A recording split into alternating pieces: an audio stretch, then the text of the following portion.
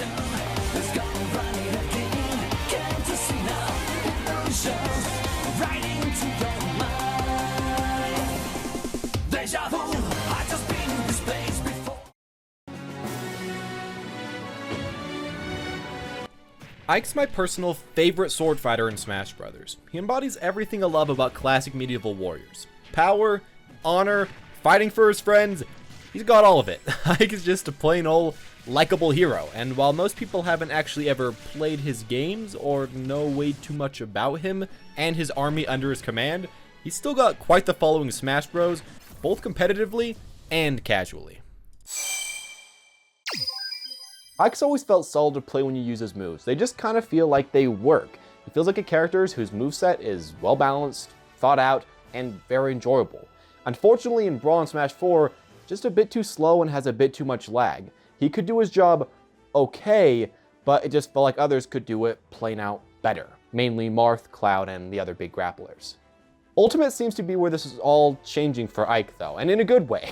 All of his faults have been given buffs from slight to massive, and it seems like now is the chance for you as an Ike player to finally be able to show everybody just how potent of a hero this guy can be. And all I'm gonna say is you better all prepare yourself to see that happen. Ike's been changed in so many ways in Ultimate, and I think by simply watching his gameplay, you can see a massive improvement from previous entries. His movement just flows better. His aerial mobility also just flows better. Ike just flows better as a whole, and this is due to the fact that he just, I feel, fits a lot better in this game's engine. Like all other characters, Ike's jump squat was changed to 3 frames from a horrendous 7. This lets him get into the air faster while allowing him to also use his newly insanely buffed aerials.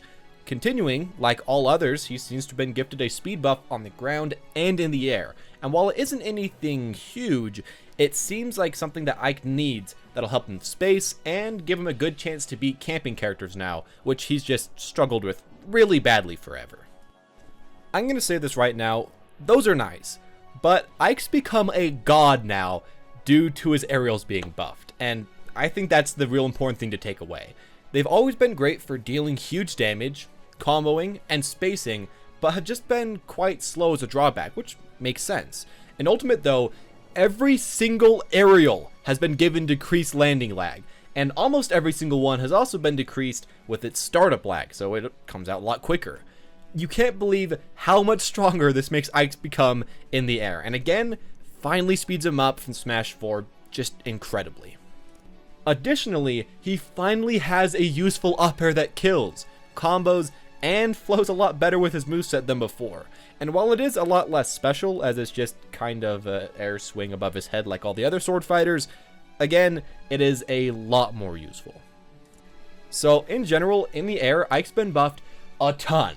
But on the ground, he's also gotten a few useful changes, mainly that his up tilt and F tilt now both have a lot less ending lag. The F tilt will be a lot better for spacing now, which it was already pretty great at, and it'll be a much more viable option to actually fish for kills with. And the up tilt change will overall up his combo game and give him a somewhat reliable, safer-ish combo starter, which is something that, yeah, he could use. And a final buff is to his neutral B, Eruption, which now shoots out 3 flaming pillars. Now, it seems like it's just about as strong as it was in the previous games, and this change to Ike honestly will just make so that he can completely screw over certain characters' recoveries, like Cloud or Chrom, for example. Again, against most characters, it probably won't honestly be that useful, it'll just look cool, but it is just kind of a better version of his old move that's just gonna ruin certain characters' recoveries. I'll say that overall, Ike is pretty simple in design and play, and what shows between a good Ike and a bad one is fundamentals more than anything else. You need to know your spacing, your reads, your baits.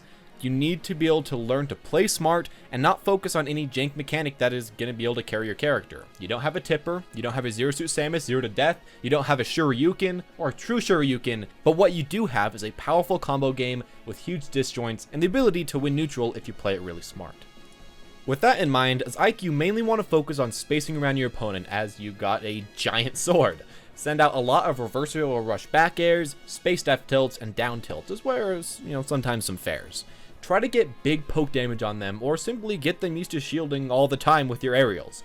If they do start to shield all the time, well, then you've set them up to the perfect situation to be grabbed. Ike conditions opponents like this and forces them into a mental corner. Either they shield, or they try to run away, or they try to fight against the disjoint. It's quite annoying to play against, quite hard to play against, and quite fun to pull off. Ike can also utilize his new aerial speed and lack of landing lag to, in this game, somewhat go in. Now, I would not recommend to go in all the time because, as with any sword character, that's just not what they're made to do. I mean, they have a giant sword. But sometimes mixing in aggression with your defensive play will allow for a lot of openings that you wouldn't be getting otherwise, and allow for a lot of big combos, and also be able to catch your opponent off guard because they think that you're just going to be running away, spamming backer all day, and when you go in, that's some good time for some good damage.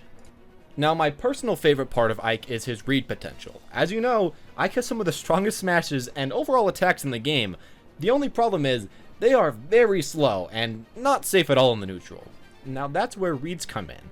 As Ike, if you can get used to the enemy's movement, know, for the most part, where they're going to jump, roll, or attack, you can space it just right to where the enemy is going to be, where they can't hit you, but you can hit them with a giant smash attack. From there, charge up your smash, and straight up obliterate them at extremely low percents. Now don't go trying to make this your main strategy as Ike, but yeah, it's very fun to do.